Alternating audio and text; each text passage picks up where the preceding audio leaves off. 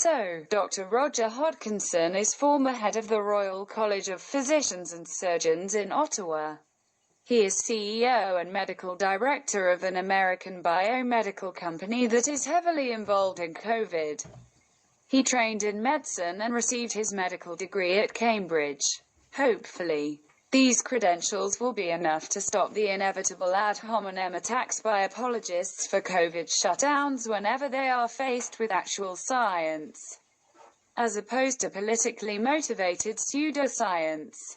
Hodkinson is one of the most qualified people on the planet to opine on COVID, and what he says is shocking if you get your news from CNN, BBC, etc.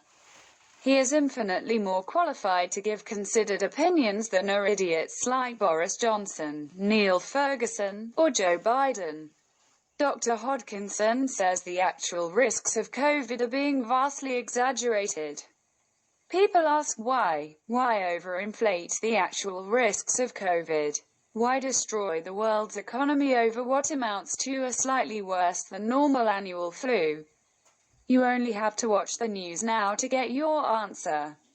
Already political hacks are calling for a great reset, which in this case means moving away from the free enterprise system and into a deeper morass of status socialism.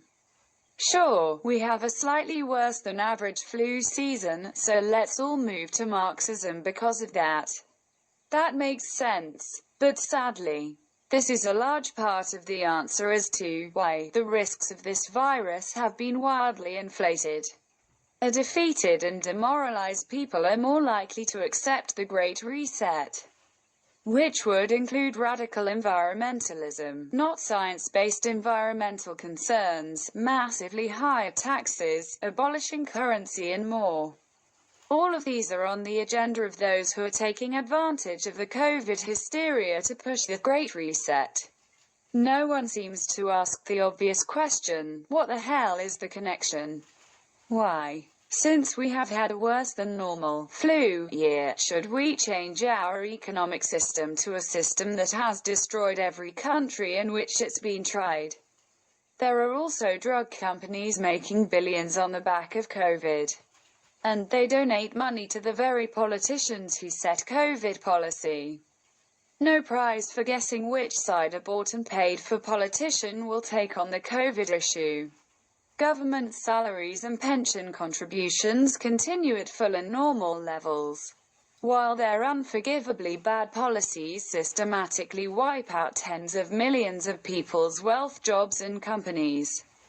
Also notice that Pfizer waited until the day after the US elections to announce their vaccine, as if they didn't know about their vaccine the day before.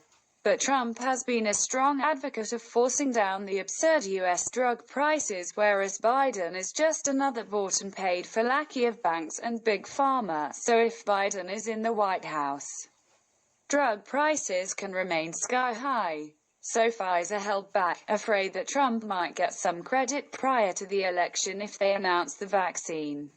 Dr. Hodkinson may be right. This may be the biggest hoax of modern times. For a certain and small percentage of the population, COVID is a serious threat. But keep in mind that more people over 100 have died of COVID than people under 30. And how many people even live to be 100? Not many, and virtually no school children have died. And yet schools remain closed in many areas.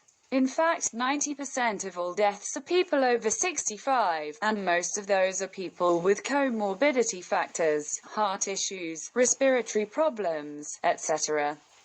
And yet we lock up the 90% who have very, very little risk, as if they are criminals. Imagine that the virus killed 90% Chinese people for some gene-specific reason. Would we lock up the entire population, or would we say to all Chinese people, you are at much, much higher risk than the rest of the population? We recommend that you avoid contact with others until this virus has burnt itself out, as viruses inevitably do. But if you want to take the risk and come out, it's your decision to make, as it's your life. there'd be no reason to lock up the rest of the population. In fact, the sooner that they all are exposed to it, perhaps have a cough or two, and then develop immunity, the better for the vulnerable Chinese. Then there'd be no one from whom they could catch COVID. End of story. And yes, you do have immunity after catching and recovering from COVID. Despite what the hysterical cheerleaders for the COVID scare would have you believe. There are 4 people on the planet Earth who have caught COVID, recovered, and then apparently caught it again. And this might just be a testing error. So what possible logic does it make to lock up the entire population, killing the economy in the process, to protect the over 65s who are actually at risk? Wouldn't you think it would make more sense for them to be isolated until the virus has run its course? When it's safe for them to come out, there would still be an economy for them to come back to. None, unless your real motivation is the Great Reset.